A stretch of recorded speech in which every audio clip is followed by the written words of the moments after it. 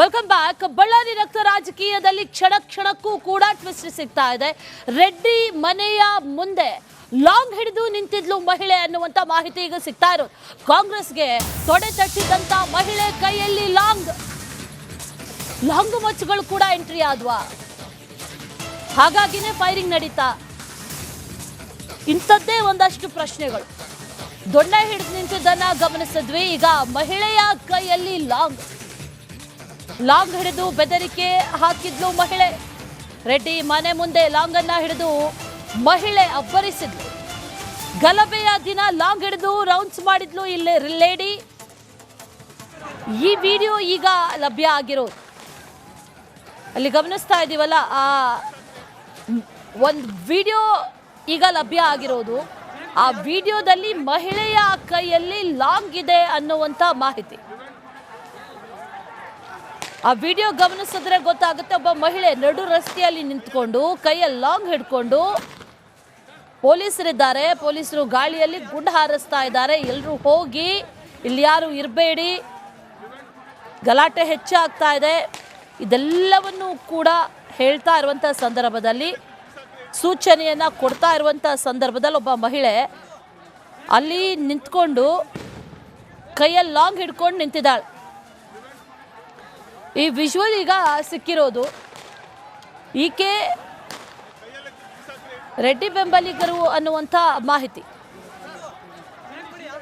ಬಿಜೆಪಿಯ ಕಾರ್ಯಕರ್ತೆ ಅನ್ನುವಂಥ ಮಾಹಿತಿ. ಆದರೆ ಅದನ್ನು ಕ್ಲಾರಿಫೈ ಮಾಡಬೇಕು, ಅದಕ್ಕೆ ಕನ್ಫರ್ಮೇಷನ್ ಸಿಗಬೇಕಷ್ಟೇ. ಆದರೆ ಮಹಿಳೆಯರು ಕೂಡ ಆ ಸಂದರ್ಭದಲ್ಲಿ ಇದ್ರು ಅನ್ನುವಂಥ ವಿಚಾರ ಈಗಾಗಲೇ ಗೊತ್ತಾಗ್ತಾ ಇದೆ.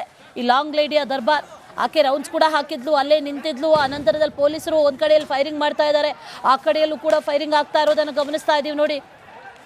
ಆ ಕಡೆಯಿಂದಲೂ ಫೈರಿಂಗ್ ಆಗ್ತಾ ಇದೆ, ಈ ಕಡೆಯಿಂದ ಪೊಲೀಸರ ಫೈರಿಂಗ್, ಗಲಾಟೆಯನ್ನು ನಿಲ್ಲಿಸುವಂಥ ನಿಟ್ಟಿನಲ್ಲಿ. ಆದರೆ ಅದ್ಯಾವುದಕ್ಕೂ ಕೇರೆ ಅನ್ನೋದೇ ಆ ಮಹಿಳೆ ನಡು ರಸ್ತೆಯಲ್ಲಿ ಲಾಂಗ್ ಹಿಡಿದು ಕೈಯಲ್ಲಿ ನಿಂತಿರೋದು ಬಹಳ ಸ್ಪಷ್ಟವಾಗಿ ವಿಜುವಲ್ಸಲ್ಲಿ ಗೊತ್ತಾಗ್ತಾ ಇದೆ. ಕೈಯಲ್ಲಿ ಲಾಂಗ್ ಹಿಡಿದು ನಿಂತಿರೋದು ಆ ಮಹಿಳೆ, ಬಹಳ ಕ್ಲಿಯರ್ ಆಗಿದೆ ವಿಜುವಲ್ಸ್. ಈಕೆ ಯಾರ ಬೆಂಬಲಿಗರು, ಲಾಂಗ್ ಅನ್ನ ಕೊಟ್ಟವರು ಯಾರು, ಅಥವಾ ಈ ಮಹಿಳೆ ಯಾರು ಅನ್ನುವಂಥ ನಿಟ್ಟಿನಲ್ಲಿ ತನಿಖೆಗಳು ಆಗಬೇಕು. ಈಗಾಗಲೇ ಈ ಗಲಭೆಗೆ ಸಂಬಂಧಪಟ್ಟಂತೆ ಅರೆಸ್ಟ್ ಮಾಡಿದಾರಲ್ವಾ, ಆ ಅರೆಸ್ಟ್ ಮಾಡಿರುವಂಥ ಲಿಸ್ಟಲ್ಲಿ ಈಕೆ ಇದ್ದಾಳ? ಹಾಗಾದರೆ ಈಕೆ ಇಲ್ಲ ಅಂತ ಅನ್ನೋದಾದರೆ ಯಾರು ಈಕೆ ಅನ್ನುವಂಥ ಒಂದಷ್ಟು ಪ್ರಶ್ನೆಗಳು ಕೂಡ ಇದೆ, ಅನುಮಾನಗಳು ಸಾಕಷ್ಟಿದೆ. ಈ ಗಲಭೆಗೆ ಸಂಬಂಧಪಟ್ಟಂತೆ ಎಲ್ಲವೂ ಕೂಡ ಹಾಗಾದರೆ ಪ್ರೀ ಪ್ಲ್ಯಾನ್ಡ್ ಆಗಿ ಮಾಡಿದ್ರ, ಈ ಬ್ಯಾನರ್ ಯಾವಾಗ ಕಟ್ಟಿದ್ರು ಆಗಲೇ ಇದೆಲ್ಲವನ್ನು ಕೂಡ ಗಲಾಟೆ ಮಾಡಿಸುವಂಥದ್ದು, ಅಥವಾ ಮರುದಿನ ಕಾರ್ಯಕ್ರಮ ಕೂಡ ಇತ್ತು, ಆ ಕಾರ್ಯಕ್ರಮ ಆಗಬೇಕೋ ಆಗಬಾರ್ದು ಅನ್ನುವಂಥದ್ದು ಅವ್ರವ್ರಿಗೆ ಬಿಟ್ಟಿದ್ದ. ಆದರೆ ಆಗಿಲ್ಲ, ಅದು ಮತ್ತೊಂದು ವಿಚಾರ. ಆದರೆ ಇದೇ ಕಾರಣಕ್ಕೆ ಏನಾದರೂ ಗಲಾಟೆಗಳು ನಡೀತಾ ಅನ್ನುವಂಥ ಒಂದಷ್ಟು ಪ್ರಶ್ನೆಗಳು ಈಗ ಕಾಡ್ತಾ ಇರೋದು. ಇದಕ್ಕೆ ಕಾರಣ ಆಗ್ತಾ ಇರೋದು ಅಲ್ಲೇ ಅವ್ರವ್ರ ಕಾರ್ಯಕರ್ತರೇ ರೆಕಾರ್ಡ್ ಮಾಡ್ಕೊಂಡಿರುವಂಥ ವಿಡಿಯೋ. ಪೊಲೀಸರು ಕೂಡ ಅಲ್ಲಿದ್ದರು. ಆ ಸಂದರ್ಭದಲ್ಲಿ ಪೊಲೀಸರು ಈ ಕಡೆಯಿಂದ ಕಂಟ್ರೋಲ್ ಮಾಡೋದಕ್ಕೆ ಪ್ರಯತ್ನ ಪಡ್ತಾ ಇದ್ದಾರೆ. ಇಡೀ ಗುಂಪು ಘರ್ಷಣೆ ಆಗ್ತಾ ಇದೆ. ಇದೇ ವಿಚಾರಕ್ಕೆ ಸಂಬಂಧಪಟ್ಟಂತೆ ಡೀಟೇಲ್ಸ್ ಅನ್ನು ಕೊಡ್ತಾರೆ ನಮ್ಮ ಪ್ರತಿನಿಧಿ ರೇಣುಕಾರಾಧ್ಯ. ನೇರ ಸಂಪರ್ಕದಲ್ಲಿ ಜಾಯಿನ್ ಆಗ್ತಾ ಇದ್ದಾರೆ. ರೇಣುಕಾರಾಧ್ಯ, ಆರಂಭದಲ್ಲಿ ಅಂದುಕೊಂಡಿದ್ದೇ ಒಂದು, ಆದರೆ ಈಗ ಆಗ್ತಾ ಇರೋದೇ ಮತ್ತೊಂದು. ಒಂದಷ್ಟು ಡೆವಲಪ್ಮೆಂಟ್ಸ್ ಅಂತೂ ಖಂಡಿತವಾಗ್ಲೂ ಆಗ್ತಾ ಇದೆ. ಈಗ ಈ ಬಳ್ಳಾರಿಯ ರಕ್ತ ರಾಜಕೀಯಕ್ಕೆ ಲಾಂಗು, ಮಚ್ಚುಗಳು, ದೊಣ್ಣೆ ಎಲ್ಲವೂ ಕೂಡ ಎಂಟ್ರಿ ಆಗಿದ್ದಾಯಿತು. ಅಸಲಿಗೆ ಅಲ್ಲಿ ಆಗಿದ್ದೇನು, ಆ ಲೇಡಿ ಯಾರು, ಇದ್ರ ಬಗ್ಗೆ ಏನೋ ಡೀಟೇಲ್ಸ್ ಸಿಕ್ಕಿದೆಯಾ ರೇಣುಕಾರಾಧ್ಯ?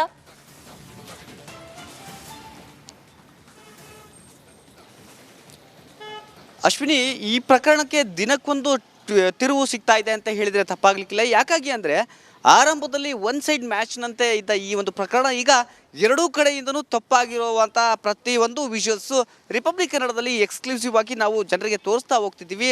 ಆ ವಿಜುವಲ್ಸ್ ಎಕ್ಸ್ಕ್ಲೂಸಿವ್ ಆಗಿ ರಿಪಬ್ಲಿಕ್ ಕನ್ನಡಕ್ಕೆ ಸಿಕ್ಕಿರ್ತಕ್ಕಂಥದ್ದು. ಆದರೆ ಆರಂಭದಲ್ಲಿ ಏನಿತ್ತು, ಭರತ್ ರೆಡ್ಡಿಯವರ ಬೆಂಬಲಿಗರು ಜನಾರ್ದನ್ ರೆಡ್ಡಿಯವರ ಮನೆ ಮೇಲೆ ದಾಳಿಯನ್ನು ಮಾಡಿದರು, ಕಲ್ಲು ತೂರಾಟವನ್ನು ಮಾಡಿದರು ಅನ್ನುವ ಗಂಭೀರವಾದ ಆರೋಪ ಬಂತು. ಅದಕ್ಕೆ ಒಂದಷ್ಟು ವಿಜುವಲ್ಸ್ ಕೂಡ ಸಾಕ್ಷಿಯಾಗಿದ್ವು.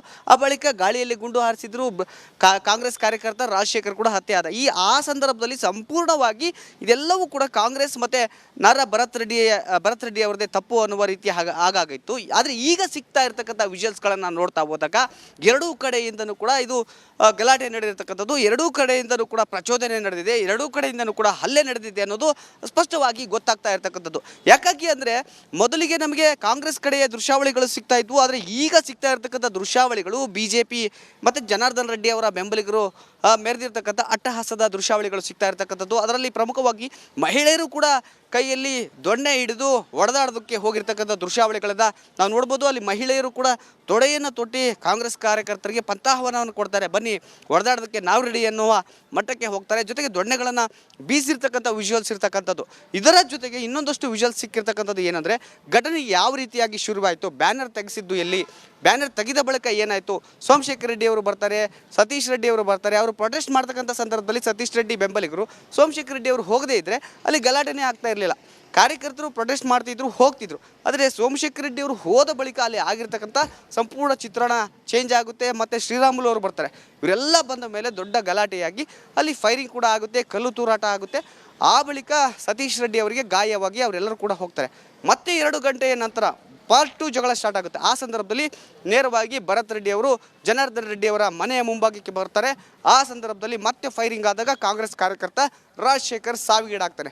ಇದೆಲ್ಲವನ್ನು ಕೂಡ ನೋಡ್ತಾ ಹೋದಾಗ ಇಲ್ಲಿ ಕೇವಲ ಒಂದು ಕಡೆಯಿಂದ ತಪ್ಪಾಗಿಲ್ಲ, ಎರಡೂ ಕಡೆಯಿಂದನೂ ಈ ರೀತಿಯಾದ ತಪ್ಪುಗಳು ನಡೆದಿವೆ ಅನ್ನೋದಕ್ಕೆ ಈಗ ದೃಶ್ಯಾವಳಿಗಳ ಸಮೇತ ರಿಪಬ್ಲಿಕ್ ಕನ್ನಡದಲ್ಲಿ ನಾವು ಎಕ್ಸ್ಪೋಸ್ ಮಾಡ್ತಾ ಇರ್ತಕ್ಕಂಥದ್ದು. ಅಶ್ವಿನಿ.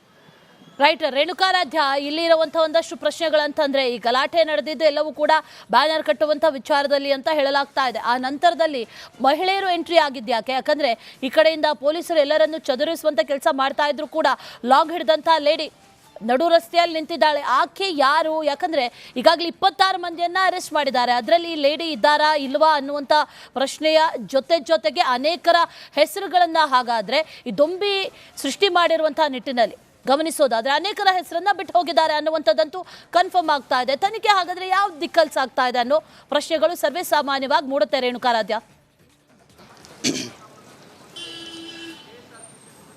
100% ಅಶ್ವಿನಿ, ನೀವು ಹೇಳ್ತಾ ಇರೋದು ನಿಜ.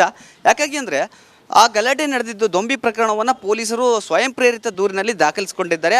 ಅದಕ್ಕೆ ಸಂಬಂಧಪಟ್ಟಂತೆ ಕೇವಲ 26 ಜನರನ್ನ ಬಂಧನ ಮಾಡಿದ್ದಾರೆ. ಅಂದರೆ ಇಲ್ಲಿ ಸಾವಿರಾರು ಸಂಖ್ಯೆಯಲ್ಲಿ ಜನ ಭಾಗಿಯಾಗಿ ಹೊಡೆದಾಟ ಆದರೂ ಕೂಡ ಕೇವಲ 26 ಜನರನ್ನ, ಅದರಲ್ಲೂ ಸಣ್ಣ ಸಣ್ಣ ಕಾರ್ಯಕರ್ತರನ್ನ ಗುರಿಯಾಗಿರಿಸಿ ಅಲ್ಲಿ ಪ್ರಕರಣವನ್ನು ದಾಖಲಿಸಿ ಅವರ ಹೆಸರುಗಳ ಸಮೇತ ಎಲ್ಲವನ್ನು ಕೂಡ ಓಪನ್ ಮಾಡಿದ್ದಾರೆ. ಆದರೆ ಈಗಿರ್ತಕ್ಕಂಥ ಪ್ರಶ್ನೆ ಏನು ಅಂದರೆ ಅಲ್ಲಿರ್ತಕ್ಕಂಥ ಮಹಿಳೆಯರ ಬಗ್ಗೆ ಇಲ್ಲೂ ಕೂಡ FIRನಲ್ಲಿ ಉಲ್ಲೇಖ ಆಗಿಲ್ಲ, ದೂರಿನಲ್ಲಿ ಉಲ್ಲೇಖವನ್ನು ಆಗಿಲ್ಲ. ಹೀಗಾಗಿ ಸ್ವಯಂ ಪ್ರೇರಿತ ದೂರಿನಲ್ಲಾದರೂ ಕೂಡ ಇವರು ಅದನ್ನು ಉಲ್ಲೇಖ ಮಾಡಬಹುದಿತ್ತು. 26 ಜನರನ್ನ ಏನು ಬಂಧನ ಮಾಡಿದ್ದಾರೆ ಅದರಲ್ಲಿ ಯಾರೂ ಕೂಡ ಮಹಿಳೆಯರಿಲ್ಲ.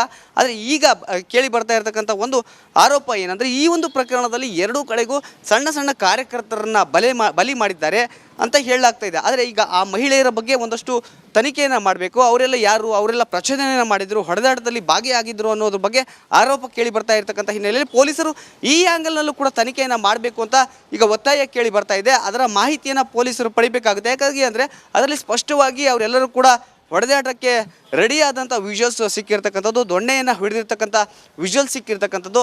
ಇವುಗಳನ್ನು ಮುಂದಿಟ್ಟುಕೊಂಡು ನಿಜಕ್ಕೂ ತನಿಖೆಯನ್ನು ಮಾಡಬೇಕು ಪೊಲೀಸರು. ಆ ಮಹಿಳೆಯರನ್ನು ಕೂಡ ಇದರಲ್ಲಿ ಆರೋಪಿಗಳು ಅಂತ ತೋರಿಸ್ಬೇಕು, ಜೊತೆಗೆ ಅವರ ಬಂಧನವನ್ನು ಕೂಡ ಮಾಡಬೇಕು ಅಂತ ಈಗ ಕಾಂಗ್ರೆಸ್ ಒತ್ತಾಯವನ್ನು ಮಾಡ್ತಾ ಇರ್ತಕ್ಕಂಥದ್ದು. ಆದರೆ ಆ ವಿಜುವಲ್ಸ್ನಲ್ಲಿ ಕಾಣ್ತಾ ಇರ್ತಕ್ಕಂಥ ಮಹಿಳೆಯರಿದ್ದರೆ ಅವರು ಸ್ಪಷ್ಟವಾಗಿ ಜನಾರ್ದನ್ ರೆಡ್ಡಿ ಅವರ ಬೆಂಬಲಿಗರು, BJPಯ ಕಾರ್ಯಕರ್ತರು ಅನ್ನೋದು ಈಗಾಗಲೇ ನಮಗೆ ಗೊತ್ತಾಗಿರ್ತಕ್ಕಂಥ ಅಂಶ. ಈಗ ಅವರ ಹೆಸರುಗಳು ಜೊತೆಗೆ ಅವರ ಹುದ್ದೆಗಳೇನಿದ್ದು BJPಯಲ್ಲಿ ಇವೆಲ್ಲವನ್ನೂ ಕೂಡ ಕಲೆ ಆಗ್ತಕ್ಕಂಥ ಕೆಲಸವನ್ನು ರಿಪಬ್ಲಿಕ್ ಕನ್ನಡ ಮಾಡುತ್ತೆ. ಅಶ್ವಿನಿ.